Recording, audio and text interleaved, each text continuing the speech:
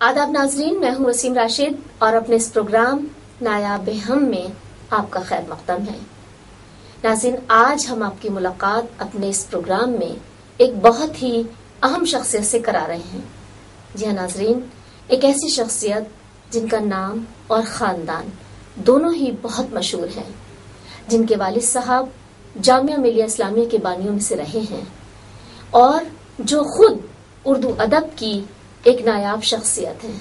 जी हाँ नाज़रीन, आज हम आपसे रूबरू करा रहे हैं सदीक़ुर रहमान किदवाई साहब को, जो इस वक्त गालिब इंस्टीट्यूट के सेक्रेटरी हैं। तो किदवाई साहब, आपका बहुत बहुत इस्तकबाल है हमारे इस प्रोग्राम नायाब है हम में। हमें बहुत खुशी है कि हमारी फहरिस्त में आप बहुत अरसे से थे और आपका कीमती वक्त हम लेना चाहते थे, लेकिन आज वो हमारे लिए दिन बड़ा खुशकिस्मत है कि आपका वक्त हमको मिल गया है। नहीं, हर वक्त मेरा वक्त आपके लिए था। जी बहुत शुक्रिया सर। सर, बस सिर्फ इतना पूछना चाहूंगी सबसे पहले कि एक बहुत नामवर खानदान से माशाल्लाह आपका ताल्लुक है और लोग कहते हैं कि इस खानदान ने हमेशा रूल किया है, हमेशा हुकूमत की है, ऐसा कहा जाता है। तो आप अपने खानदान के बारे में, अपने आबा अजदाद के बारे में कुछ थोड़ा सा बताएंगे? जी जी भाई, मेरा खानदान दरअसल अवध से ताल्लुक़ रखता है। हमारा ये लखनऊ और उसके नवाह में जो इलाका है उसमें आपको मिलेंगे ज़्यादातर किदवाई नाम के लोग, जिनका सरनेम किदवाई है। और ये तकरीबन 12वीं-13वीं सदी से हिंदुस्तान में ये लोग ये सब आबाद हुए और हमारे जद्दे अमजद जो थे उनके बारे में कहा जाता है कि वो तुर्की के थे, वहाँ की एक रियासत के हाकिम थे। वहाँ से कुछ झगड़े हुए, क्या हुआ तो वहाँ से वो चले, लेकिन थे सूफी मिजाज के, तो हिंदुस्तान आए और हिंदुस्तान में जागीर उनको अवध की दी गई। उस वक्त से लेके अब तक ज़्यादातर लोग वहीं आबाद हैं हमारे ख़ानदान के। और इधर उधर भी माइग्रेट किया उन्होंने। तारीख़ की किताबों में बहुत जिक्र आता है, मिडिवल हिस्ट्री में ख़ास तौर से, लेकिन बहरहाल ज़्यादातर लोग वहीं अवध के इलाके में, लखनऊ, बाराबंकी, ये इलाका जो है इसमें आबाद है। और मेरा ख़ानदान जो है वो बाराबंकी के ही एक गांव में है, आबाद है। और वहाँ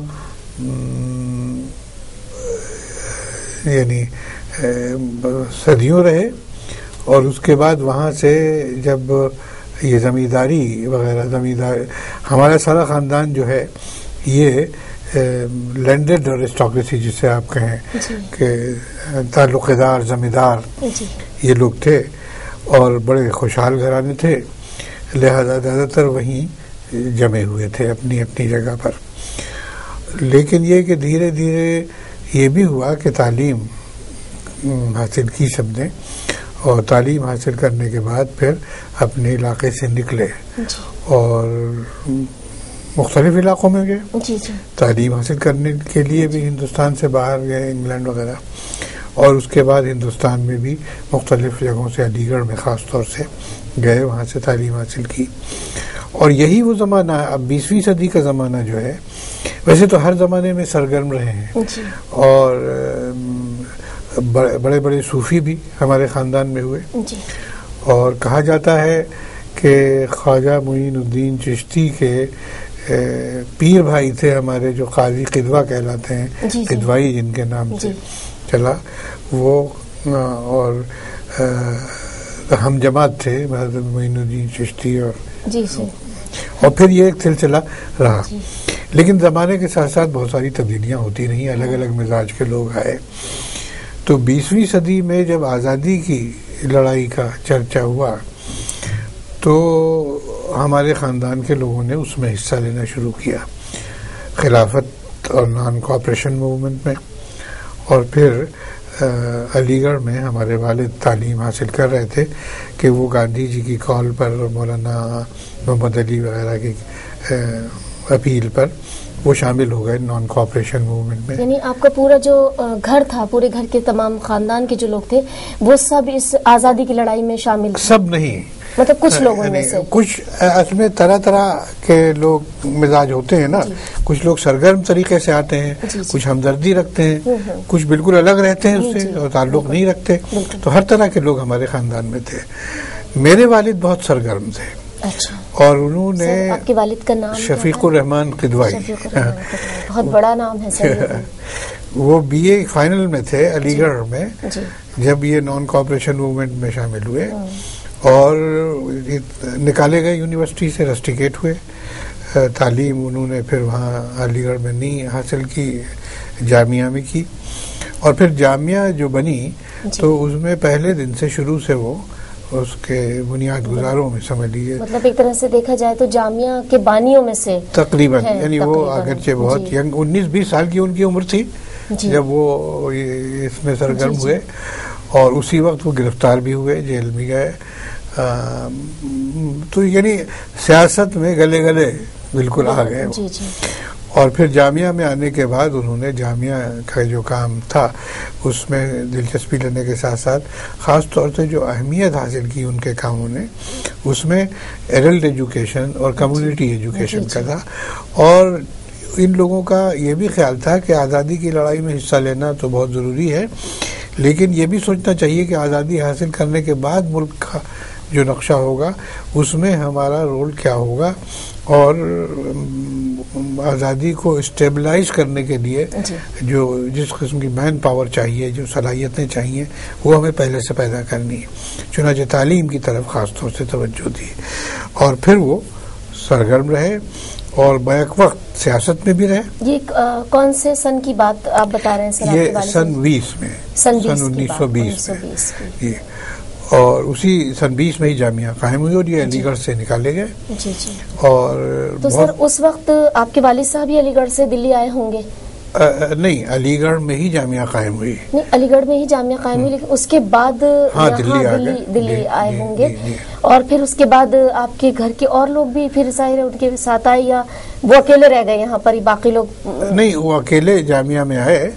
اور اس کے بعد پھر تعلیم حاصل کرنے کے لیے ہمارے خاندان کے اس وقت کے بہت سے بچے نوجوان جو تھے وہ آئے اور وہ پھر سلسلہ جاری ہو گیا. تو 1947 تک، آزادی کی لڑائی تک، ہمارے والد بیک وقت دونوں کام کر رہے تھے.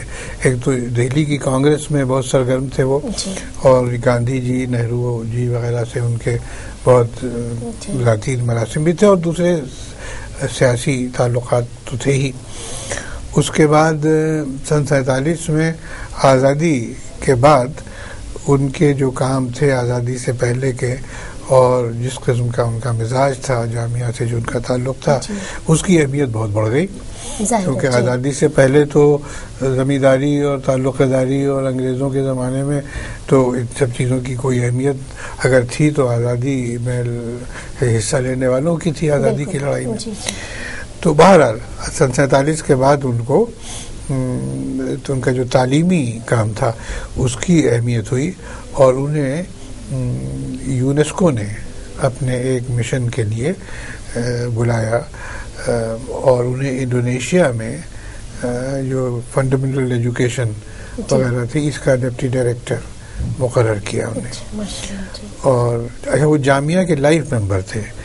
جامعہ کے لائف ممبر کے معنی یہ تھے کہ ان لوگوں نے تمام عمر کے لیے اپنے آپ کو جامعہ کے لیے وقف کر دیا تھا، چاہے تنخواہ ملے یا نہ ملے. تو اس وقت ان کے ساتھ اور کون کون لوگ تھے جامعہ کے بانیوں میں؟ بہت لوگ تھے. ذاکر صاحب تھے، وہ بزرگوں میں تھے. ذاکر صاحب تھے، پروفیسر مجیب تھے، عابد صاحب تھے، یہ لوگ تو تھے ہی. اس کے علاوہ اور بہت لوگ تھے.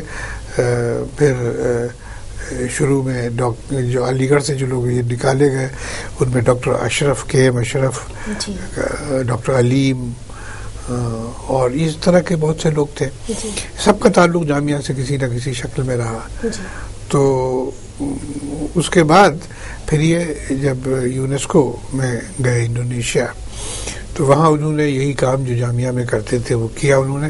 اور جامعہ نے کہا کہ بھائی یونیسکو نے گورنمنٹ آف انڈیا سے کہا کہ ان کو بھیجیے. تو وہ یہی معاملہ تھا کہ انہوں نے تو اپنی لکھ کے دیا تھا کہ ہم جامعہ کو نہیں چھوڑیں گے تمام عمر, تو وہ تو جا ہی نہیں سکتے تھے. تو جامعہ سے ریکویسٹ کی گئی کہ بھائی ان کو آپ ہمارے لیے کچھ دن کے لیے بھیج دیجئے. تو جامعہ نے ان کو چھٹی دی اور یہ گئے. اور جب بھی یہ آزادی کی لڑائی میں شامل تھے تو جیل ویل جانے کے لیے باقاعدہ چھٹی لے کے جاتے تھے. اور اس لیے کہ جامعہ میں تعلیمی کام تھا اور اسے چھوڑ کر تو جا نہیں سکتے تھے. تو جامعہ میں رویہ بھی لوگوں کا یہی تھا کہ اسے چھوڑ کے ادھر ادھر جانا نہیں چاہیے, لیکن ان کو اجازت اس کی ہو گئی تھی کہ یہ جب جائیں تو جا سکتے ہیں. تو یہ چھٹی لے کے 2-3 بار جیل گئے. خیر, تو یہ انڈونیشیا میں ہی تھے کہ یہاں پہلا الیکشن ہوا سن 51 میں 50-51 میں. تو ان سے کہا گیا کہ آپ الیکشن لڑیے دہلی اسمبلی کا. انہوں نے منع کر دیا کہ بھئی میرا تو کام جامعہ کا ہے, میں یہ سب ان چکروں میں کہاں پڑوں گا. تو ان سے کہا گیا, آخر میں نہرو جی نے سب نے حکم دیا کہ نہیں صاحب آپ لڑیں گے الیکشن. تو یہ غائب ہو گئے اور یہ تھے تو باہر ہی انڈونیشیا میں. تو ایک آدمی خاص طور سے بھیجا گیا کہ جا کے ڈھونڈ کے ان سے فارم بھرواؤ لاؤ. اور انہوں نے وہ فارم پھر جب یہاں سے لوگوں نے کہا تو بھرا, لیکن اپنے الیکشن میں آئے نہیں. الیکشن میں انہوں نے کوئی کام نہیں کیا, تھے ہی نہیں ہندوستان میں, ہندوستان سے باہر رہے. کانگریس نے الیکشن لڑایا اور جیت گئے اتفاق سے. اب جب جیت گئے تو پھر جب پہلی منسٹری بنی تو پھر یہ طے ہوا کہ ان کو منسٹر آف ایجوکیشن بنایا جائے. تو پھر یہ دلی سے غائب ہو گئے کہ بھئی ہمیں تو جامعہ کا میں ہم نے ذمہ داری لی ہے وہاں کام کرنے کی, تو میں یہاں کیوں اور چکروں میں پڑوں. لیکن پھر جامعہ سے کہا گیا اور جامعہ نے ان کو ریلیف کیا. وہ خط و کتابت سب ہمارے پاس موجود ہے. تو بہرحال پھر ان کو اجازت ملی اور یہ جامعہ سے 2 سال کی چھٹی لے کر وزیر تعلیم بنے. پہلے وزیر تعلیم ہندوستان کے پہلے وزیر تعلیم نہیں, ہندوستان کے نہیں, دلی کے, دہلی اسٹیٹ کے. تو ایجوکیشن, فائنانس, انڈسٹری, یہ 3-4 ان کے پاس پورٹ فولیوز تھے. یعنی دیکھا جائے تو آزاد ہندوستان کے دہلی کے پہلے وزیر تعلیم تھے. جی. اور مگر یہ ہوا کہ صحت ان کی اس زمانے میں جس قسم کی زندگی انہوں نے گزاری تھی بے حد ایکٹیو, بڑے اچھے اسپورٹس مین تھے. دہلی کی ہاکی کی ٹیم میں بہت اچھا ان کا رول تھا, اور بھی فزیکلی بہت فٹ تھے, سب کچھ تھا. اب یہ منسٹر ہونے کے بعد جو ذمہ داریاں اور جو کام سب ہوئے تو 1-1.5 سال کے اندر ہی ان کا انتقال ہو گیا. یعنی سن 51 میں منسٹر ہوئے اور سن 53 میں انتقال ہو گیا ان کا. اور سر آپ کی پیدائش کب ہوئی ہے؟ میری پیدائش سن 34 میں ہوئی. سن 34. اور پھر پیدائش کے کچھ ہی دن کے بعد ہم دلی, والد جب دلی میں ہی تھے, ہمارا خاندان دلی میں تھا, ہم یہاں آ گئے. پھر یہاں جامعہ میں میری تعلیم ہوئی اور یہاں سے ہائی اسکول کرنے کے بعد میں علی گڑھ گیا. میری والدہ بھی پھر میرے والد کے انتقال کے بعد سیاست میں کیا سوشل ورک میں آئی. پھر وہ بھی پارلیمنٹ کی ممبر 2 بار. کیا نام ہے سر؟ صدیقہ قدوائی.